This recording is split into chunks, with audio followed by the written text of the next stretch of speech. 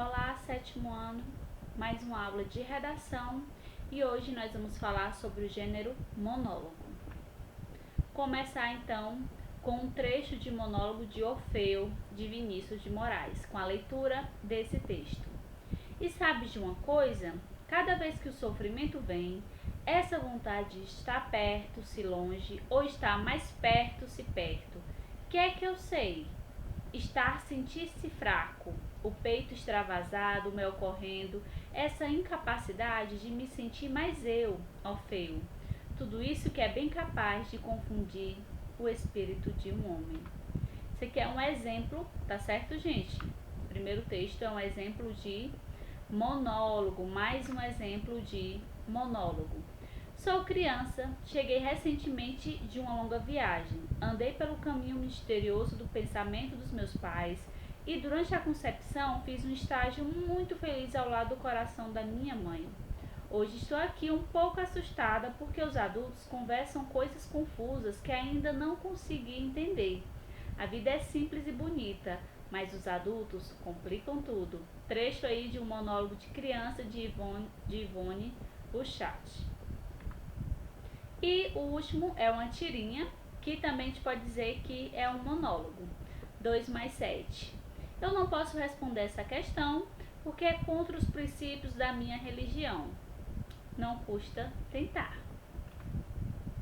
Bom, gente, o monólogo é um tipo de texto que é interpretado ou enunciado por apenas uma pessoa. Dessa forma, o discurso é feito para si próprio, de modo que o público, leitores ou ouvintes, tem a sensação de ler o pensamento do seu intérprete. Gente, uma peça teatral pode ser ela toda um monólogo, como também pode ser apenas parte de uma encenação em que estão ou não presentes outros personagens. Então, monólogo é um discurso feito para si mesmo. A história acontece por meio de exposição de pensamentos, por exemplo. Então fica mais fácil assim, se eu pedir para vocês escrever um monólogo, é como se vocês estivessem escrevendo em primeira pessoa, expondo os seus pensamentos para você mesmo, certo? Então o monólogo é isso. Li para vocês 3 exemplos de monólogo. E aí, gente, como o monólogo é somente isso, eu trouxe aqui um assunto bem interessante que é a coerência textual. Uma das textualidades, um dos elementos da textualidade muito importante na escrita, na fala, em qualquer texto. Vamos então à primeira leitura desse texto. Turma da Mônica. Eu vim trocar este chuveiro. Ué, ele me parece bom, não tem defeito nenhum. Como não? Ele está todo furado, a água não para de cair. Então aqui é uma tirinha de Maurício de Souza, da Turma da Mônica.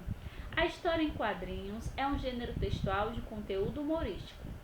Nessa tira, a aparente falta de coerência do texto não é verbal, mas comportamental e foi empregada com o objetivo de divertir o leitor.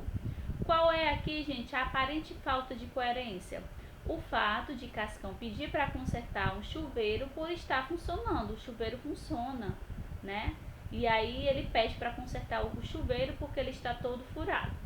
O quadrinista produziu humor na tira por meio da história de Cascão, que tem pavor de água e não gosta de tomar banho. Por isso as reclamações dele têm fundamento no contexto e faz sentido para quem conhece as características do personagem. E aí, gente, os elementos de textualização representam as conexões e articulações que tornam um texto um todo compreensível e encandeado, e não um conjunto de frases sem sentido. São eles a coesão, a coerência, a informatividade e a intertextualidade. Então, falando aí sobre coerência textual, é a estruturação lógica das ideias, que estabelece continuidade entre as sequências ou frases de um texto, conferindo um sentido unitário para o todo, ou seja, um texto que faz sentido, em que as palavras e as frases possuem sentido entre si. Coesão textual é a conexão estabelecida entre as partes de um texto, palavras, períodos e parágrafos, por meio de conectivos e outros recursos linguísticos. Conectivos esses que vocês veem sempre nas aulas de português e redação. Então vamos aqui ao texto. No texto abaixo não há elemento de coesão, mas se percebe uma relação de sentido entre as palavras selecionadas que dão coerência e unidade a ele. Então veja, o texto ele não tem elemento de coesão, não tem as palavrinhas lá que ligam uma frase a outra, mas tem coerência. Vamos ao texto. Dia incandescente de sol, ruas expostas ao calor, corpos largados, sangue escuro, subindo de inseto, desolação. Aqui é a descrição de um local, é uma narração, podemos até dizer isso. E ela faz sentido, apesar de não ter elementos coesivos. No texto abaixo há elementos coesivos, pois e portanto, porém não se nota coerência entre os enunciados, que não têm continuidade de sentido e que, por conseguinte, não constituem um texto, ou seja, não tem coerência nenhuma. O motorista parou o ônibus, pois o passageiro desceu. Portanto, ele andou e fez um cumprimento. Então, essas palavras aqui, ó, pois e portanto, elas são elementos coesivos, só que elas foram utilizadas de maneira errada, portanto, o texto ficou incoerente. Na verdade, isso aqui nem texto é, porque não tem não constitui um todo, não constitui um significado, não passa uma informação que faz sentido. Bom, gente, era isso. Hoje nós falamos sobre o monólogo, e o monólogo é um tipo de narrativa, tá? O monólogo ele é escrito em primeira pessoa e geralmente expressa aí os pensamentos de quem está falando.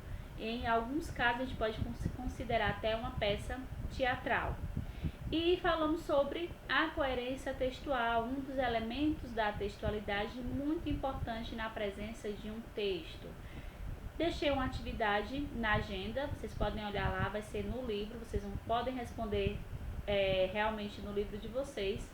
Qualquer dúvida, estejam presentes na aula, durante o horário da aula, e tire as eventuais dúvidas no chat. Na próxima aula a gente se encontra então. Um beijo, tchau, gente!